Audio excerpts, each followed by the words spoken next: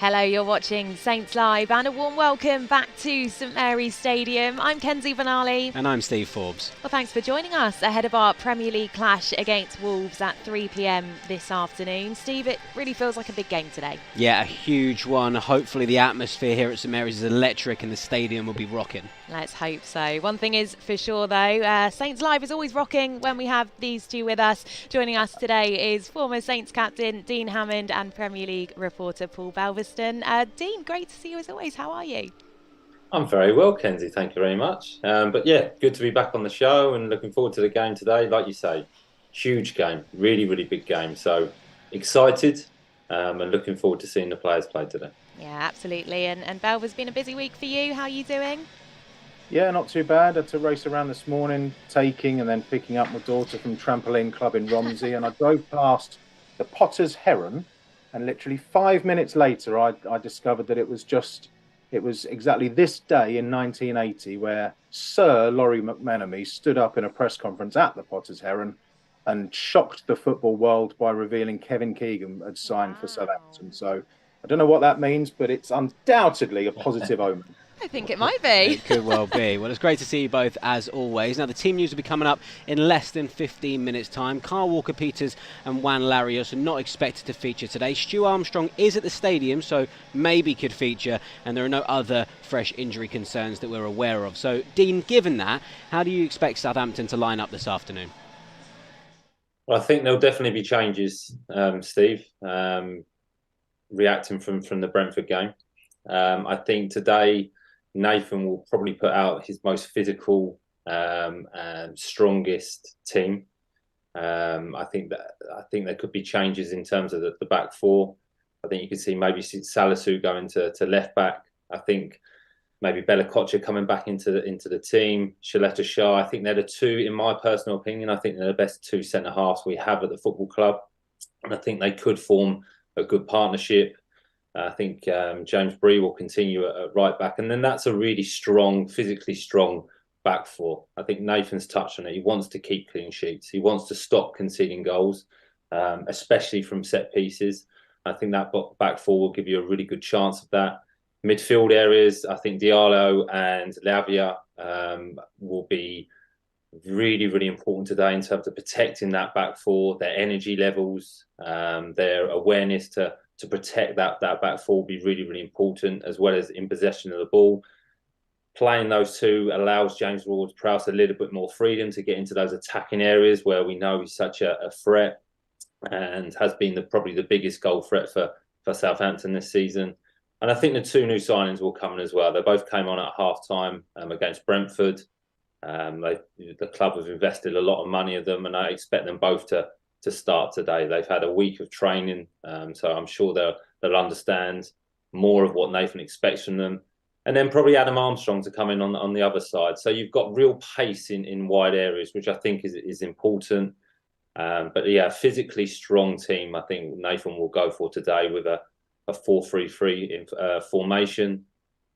But also maybe he may go back to that 4-4-2 traditional formation with two strikers up front. So I'm interested to see. But if I was guessing, I think he will go with a 4-3-3 and a big, physical, strong team that are going to compete, that are going to defend well, and really approach this game with an aggressive manner.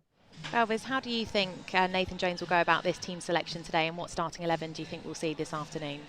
I'm going to disagree with Dean. I think because of the comments last week when Nathan Jones has been very bullish and said he's compromised too much and he's going to go back to the methods and things that have made him successful in the past, I think that all points towards three at the back. And the fact, like Dean said, a full week of training, I think rather than the last time we saw it against Newcastle up at St James's Park, that came just a couple of days after the game against Blackpool.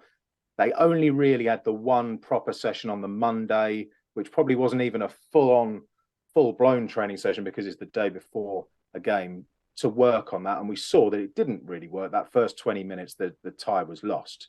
With a full week of training this week, I can see him really drilling the players, saying, this is the system I want to play. This is the way it's going to work. These are your roles. And hopefully we'll see a far, far better performance with that today. So I think that could mean Lianco comes back. Diacheleta Sarr has fallen out of favour since that red card in the first leg against Newcastle. So I think we'll still see the same sort of fullbacks, wingbacks, Bednarak, Salisu in the middle.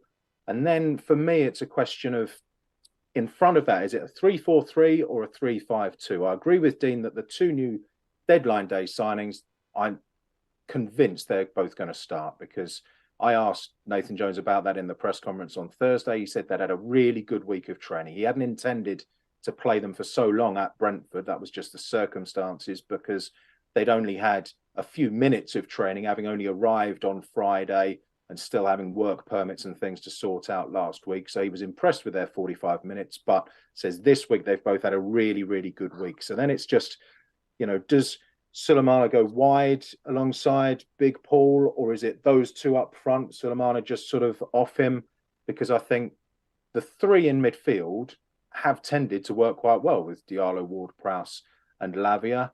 I'd like to see Charlie Alcaraz from the first leg against Newcastle. Certainly don't want to see Charlie Alcaraz from the second leg against Newcastle.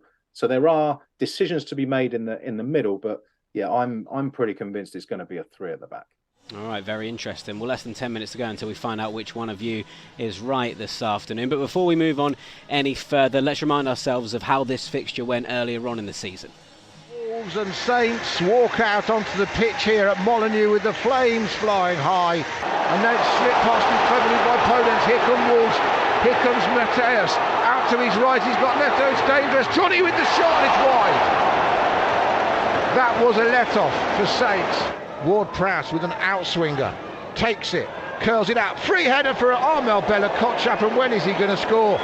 He's about 10 yards out and nobody was marking him. He looks to the sky again. Neves will bring it away down the right. Now the game's slightly stretched. Neto has an underlapping run from Mateus. Crossing to the back post. He's free, Podence, and he scores, Podence. And Tizunu might have gone down too early. The Wolves take the lead. I thought the Irishman was going to save it, but he couldn't save it. Stuart Armstrong chips it down to Aribo, tries to play it across, Sarr heads it and makes a mistake, and Saints have equalised, and it was as easy as you like for Shea Adams. Oh, hang on. He touches it with his hand when he heads it in. Let's have a look. Shea Adams, what have you done? Sarr's made an absolute hash of it, and all Shea Adams has to do is head it in, and he's headed it onto his hand. Armstrong jiggling around, trying to get across it. He might get a rebound back to himself. He does. Hangs it to the back post, and this time it's headed onto the crossbar by Shea Adams, who can't score. 2 chances in 2 minutes. Adozi back to Salisu. Needs to just wait for the chance now. Into Adozi now. He skips past one. Comes inside Neves. Plays a brilliant ball to Mara. Mara tries to shoot. That's great tracking and blocking from Kilman. Now, Sekou Mara wide on the left with Adozi, the two teenagers combining. And Adozi's gone round two. It's brilliant skill from Samuel Adozi. Tries to cross it, but no one there. Toe poked away. What a bit of skill Adozi showed then. What a talent he is. And that's it. Wolves had their first win of the season. There we go. That was the highlights of our match against Wolves earlier in the season. A game, Dean, that could have gone either way, but it went to Wolves. 2 big moments in the match. Could you talk us through them, please? Yeah, 2 really important moments, Steve. First half, pretty even, actually. And if I remember rightly, Southampton, a lot of set pieces, a lot of possession, were on top. And then almost a sucker punch of a counter-attacking goal from Wolves. Southampton give away possession a little bit cheaply and then just can't recover it in time. Players unable to stay with runners. Kyle Walker-Peters is too high up the pitch because Southampton had possession at the time and then lose it and can't recover. And then I think there's a little bit of luck to the finish, if I'm honest. If he hits it clean, I think Bazunu may be able to save it, but he hits it into the ground and bounce over him. And then a response from Southampton in the second half. Adozi comes on, Stuart Armstrong comes onto the pitch. As we see from the chance for Shea Adams, they combine really well with Aribo. And then Shea he mistimes his jump, almost probably thinks it's a guaranteed goal for him. This is a really easy opportunity. He jumps too early, heads it. Does he head it and then it hits his arm? Does he intentionally use his arm? Does it just hit his arm because he heads it wrong? He knows straight away that he's handballed it. He knows straight away there's a hugely missed opportunity. I think a minute later he hits the crossbar of a header as well. So two really important moments in the game where Wolves capitalise on that opportunity, a breakaway goal, and Southampton don't. So Southampton actually played reasonably well on the day. Southampton were coming back off a really good win against Chelsea at home. I think was the game before that.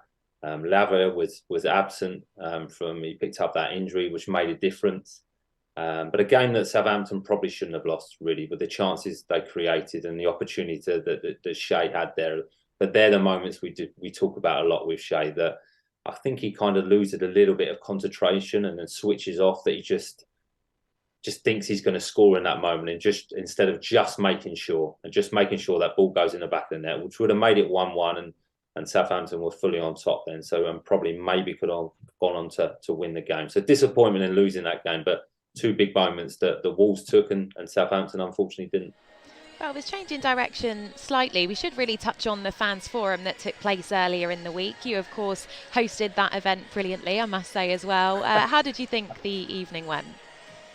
I think the word star is underused, isn't it? But no, I think the board deserve great credit because, as I said at the start of it, fans forums are a very rare event around the Premier League these days, and 3 in a season, as Saints tend to do, is absolutely unheard of elsewhere. So to front up when things aren't going so well, I think a lot of clubs, if they were to hold a thing like that or to schedule something like this, I think they could well have cancelled it on the Sunday or the Monday. But Saints pushed ahead. There were an awful lot of conspiracy theories doing the rounds in the run up to it, that numbers have been limited to 40 or 50 fans, that questions have been asked to be submitted beforehand to fill the difficult ones. Any nerves or concerns I had evaporated a couple of hours beforehand when I met Henrik, Rasmus, Toby and Martin, and they said, look, nothing is off the table. And to be honest, they didn't want me to do very much at all. The fans were going to be asking these questions. Initially, I thought I'd be reading them out for them to answer. They said, no, this is the fans, the 100 fans that are going to be in that room.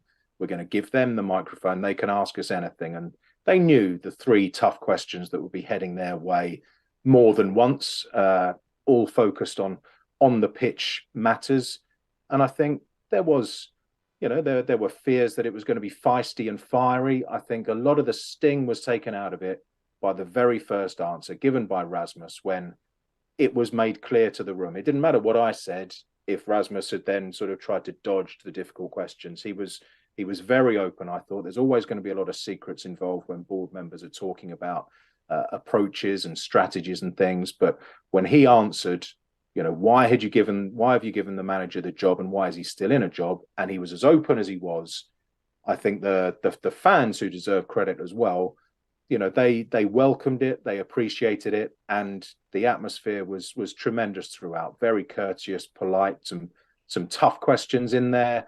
Some very good questions, some excellent answers as well. And the fact that the board were given a round of applause at the end of it was not something I think anyone turning up that night initially expected. But, it went very well from both sides. You're never going to please absolutely everyone.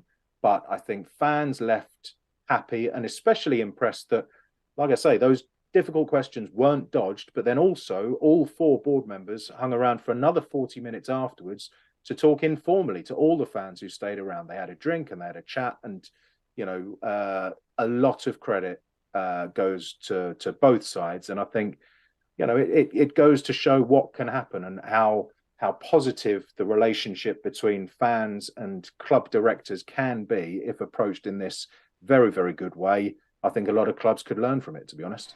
Yeah, most definitely. Well, we've got a few moments until the team news comes out. So before we get that, let's have a quick look at what our Saints fans are saying who are watching in around the globe. Gary Jones has said, come on, you Reds. Bod Stevens says, good luck as always. Jim Devine on Facebook, nothing short of 3 points demanded today. Jack Allen says, need a win today.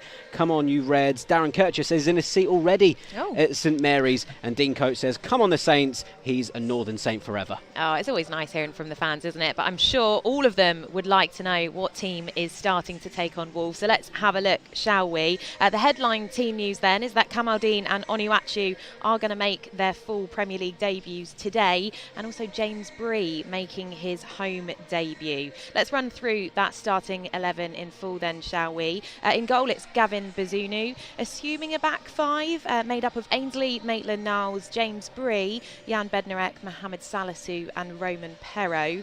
In the middle, protecting the defence, Romeo Lavia and Charlie Alcaraz, with our captain James Ward-Prowse ahead of them. And then, as I mentioned, making their first Premier League starts for the Saints are our two deadline day signings, Kamaldeen Sulemana and Paul Onuachu. OK, the Southampton substitutes are as follows: Willie Caballero, Lianco, Joe Aribo, Stuart Armstrong, Sam Adozi, Theo Walcott, Adam Armstrong, Sekou Mara and Shay Adams. Dean, let's come to you first then for your thoughts on that lineup. It's an exciting attack. It is. Look, Paul's right. I don't want to say he's right, but Paul is right. He knows more than me, which is yeah. I think potentially that's what Nathan's going to play, the three at the back or the five at the back. I think there will be the two wide players, wing backs will push reasonably high and offer that attacking threat as well, and offer the team the width. The midfield area will be interesting to see whether it's two holding midfield players or two attacking midfield players. I think Lavia has the ability to play that role himself in front of the back four because he's so good at protecting that back four, and his awareness is very, very good. And then you can have Alcaraz and James Ward-Prowse pushing forward, making runs into the box, and giving us that more attacking threat to be able to create more chances, to potentially be able to score more goals. And then the two new signings up front, we'll be interested to see how they play. Will they play as a flat two? Will the one play as a 10? Will Salamara drift wide and try and get into one-on-one situations and use that pace?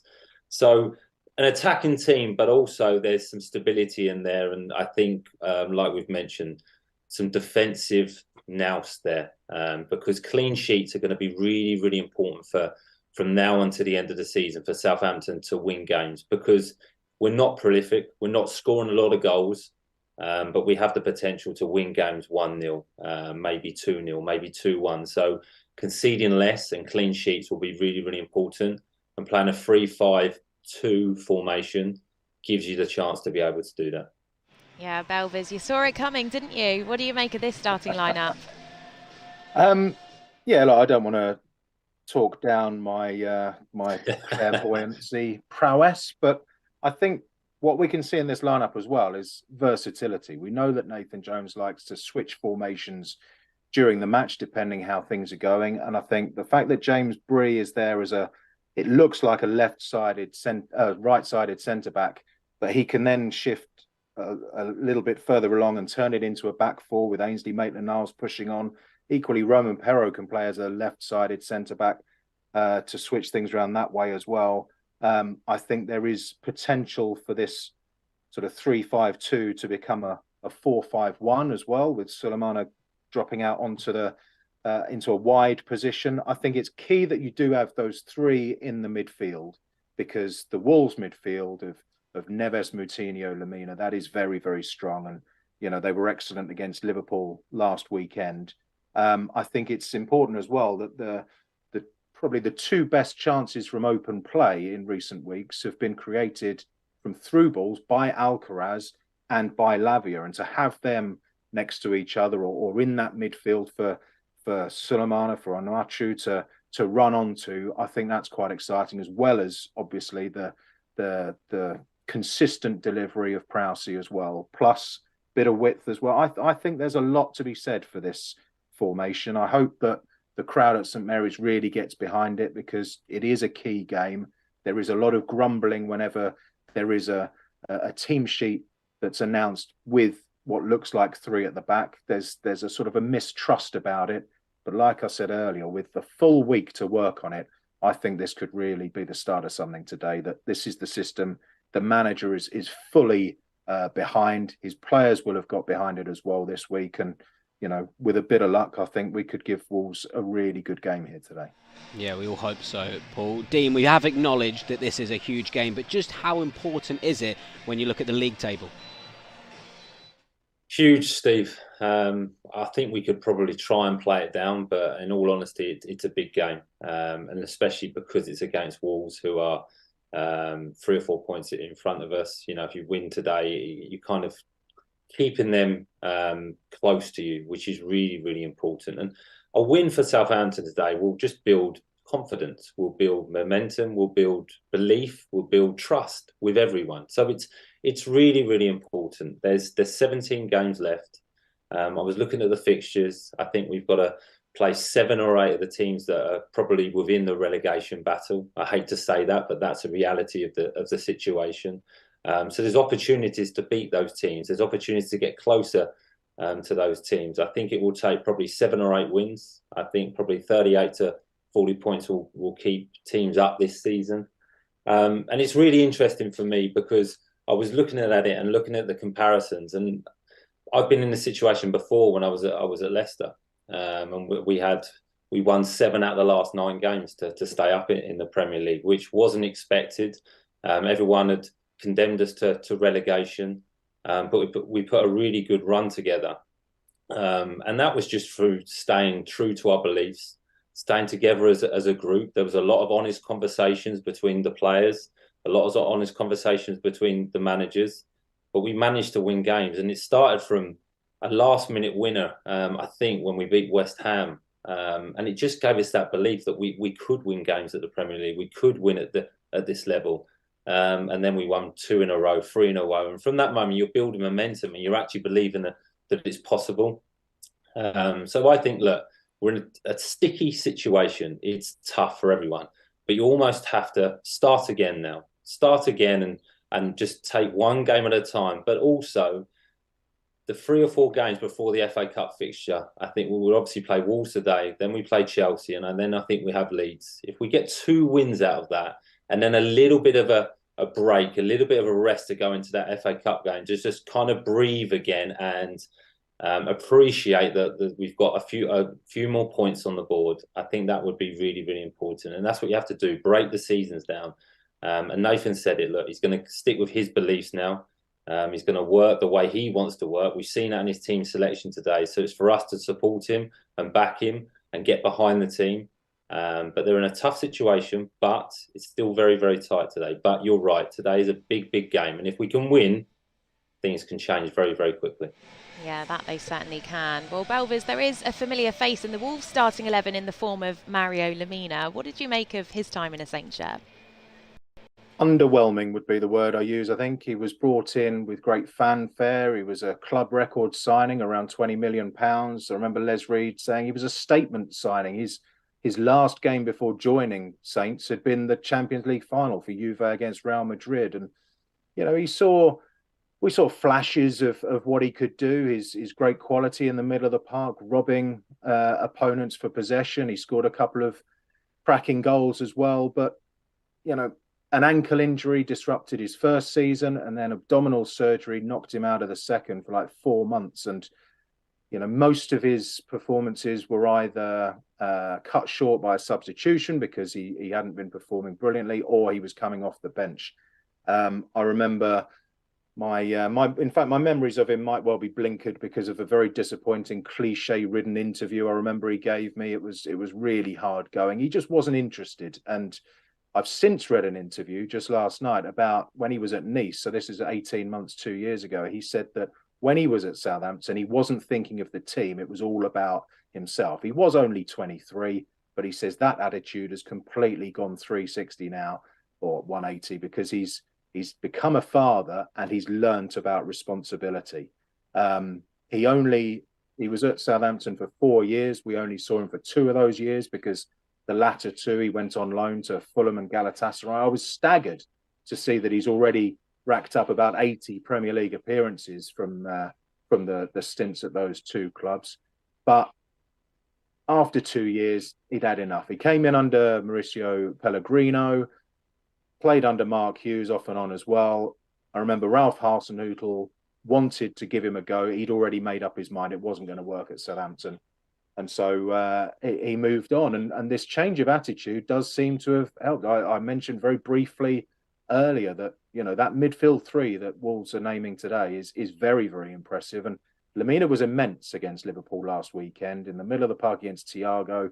He was bossing the game, and that he was a huge reason why they won that game 3-0. So for Saints to have any success today, they're going to have to keep that midfield quiet, Lemina quiet as well. He will come into this extra motivated because of what happened in his spell at St Mary's and what will inevitably happen when his name is read over the tannoy. And also, if he's genuine about this change of attitude, he will be extra motivated because he'll want to drag Wolves out of trouble. And for Wolves, this is as big a game as it is for Southampton, really. Yeah, of course. Well, let's continue to look at flashes of brilliance as we bring back our Wheel of Goals. Oh, yes. So this is where we look at goals scored against Wolves at home in years gone by. Oh, there it is, the wheel in all its glory. Should we give it a spin? Let's do it.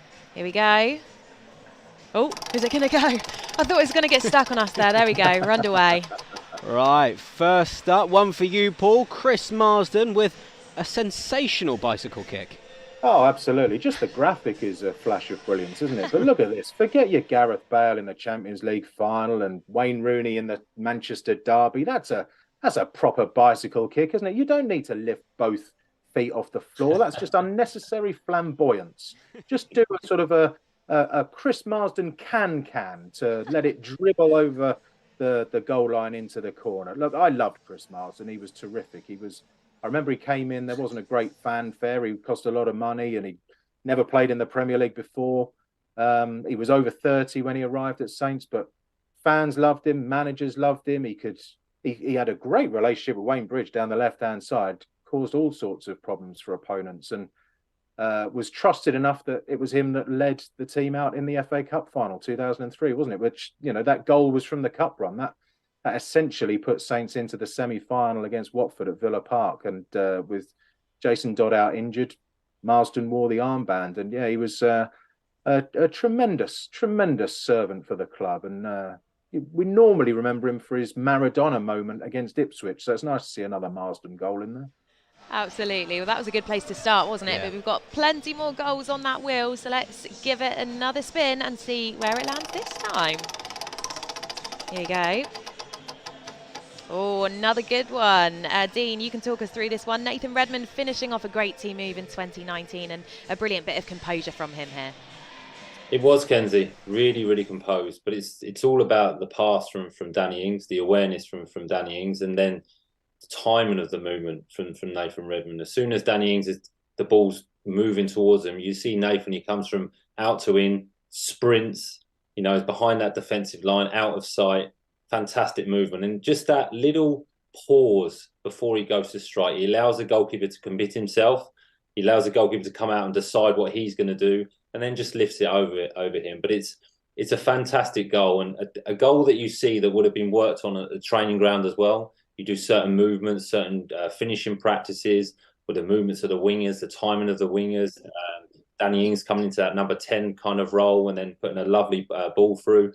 So it's a fantastic pass, but a really, really good finish. And, that was Nathan Redmond at his best when he was confident in front of goal.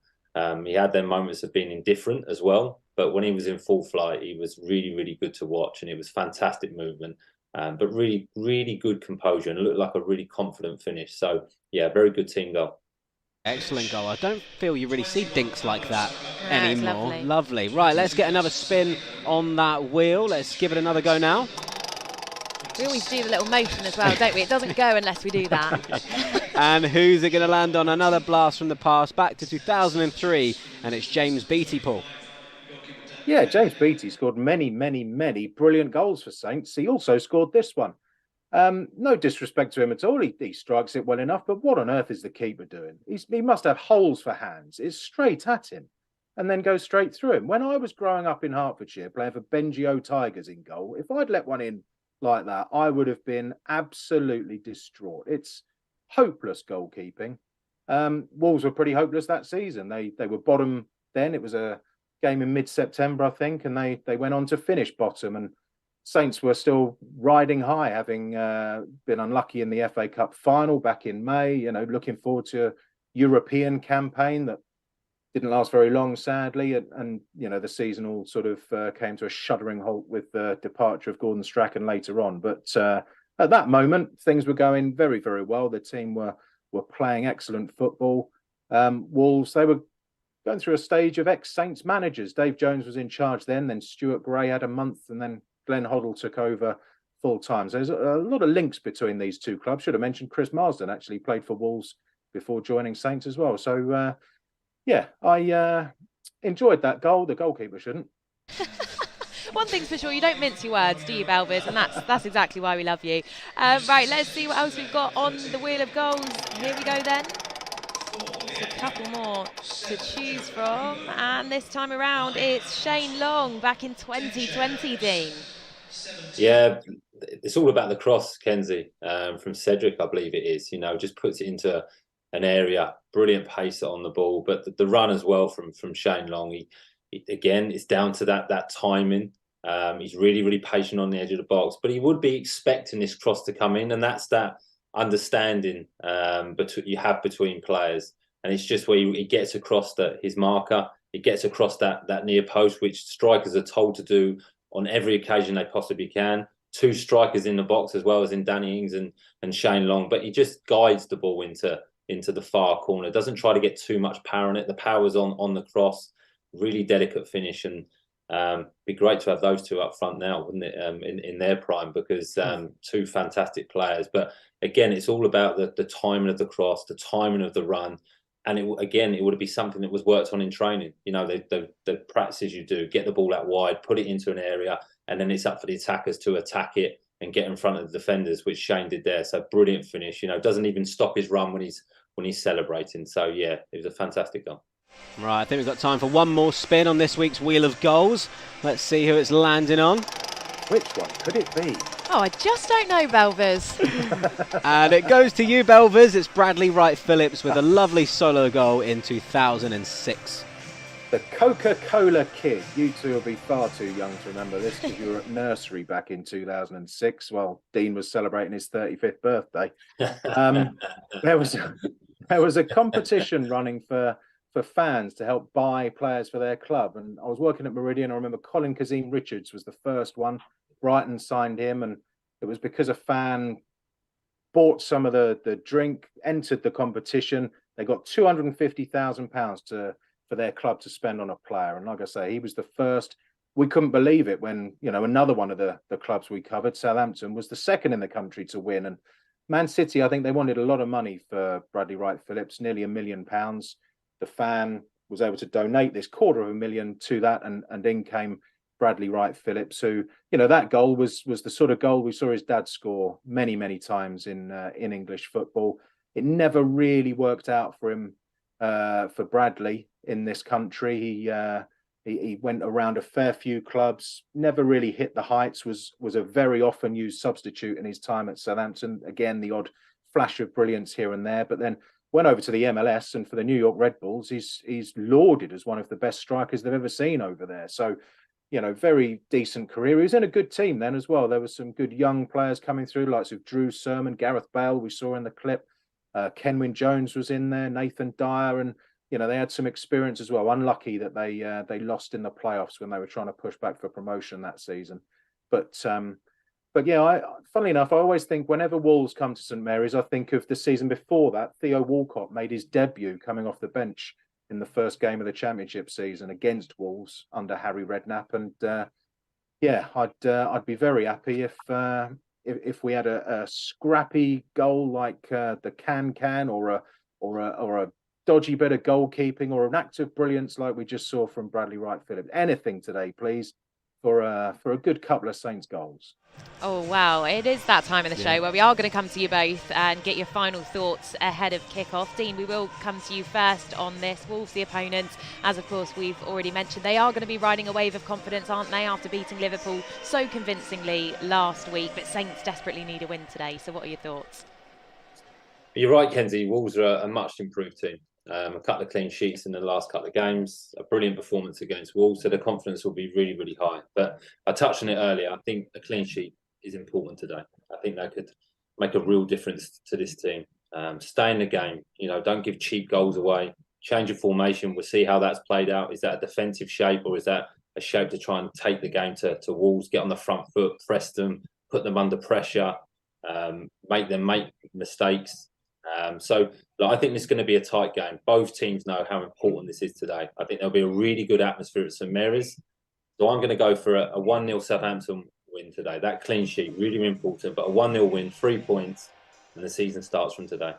All right, Balvers, what are your thoughts? I mean, Wolves currently 15th in the table, 2 points clear of the relegation zone. They are going to be keen to widen that gap, aren't they? But 3 points today for the Saints are vital. Yeah, and they are much improved under Julen Lopetegui, as Dean said. But away from home, they are no great shakes. They've only won the one game, that was at Everton. We know that you can win up at Goodison Park this season. So, I don't think they'll be coming here brimming with confidence, even though they are coming off the back of the 3-0 win against Liverpool, because away from home, they've been very different this season. They don't score many goals. And I think if anyone deserves a bit of luck, it's Nathan Jones. He's really not had a great rub of the green so far. So I think we are going to see a ball go in off someone's backside in the first half, and that's going to give Saints a bit of a lift, and they're going to push on and score a couple. So I'm tempted to say 3-0, but I think that might be even a little bit too confident and positive for me. So let's go with 2-0. Well, I love it. Still sounds great either way. Well done, guys. Massive thank you, Dean and Paul, for joining us again this week. A pleasure as always. Now, not long to go until kick-off here at St Mary's between Southampton and Wolves. Either way, we'll all be back on the final whistle with the post-match reaction and analysis. So do enjoy the game, and we'll see you soon. Bye for now.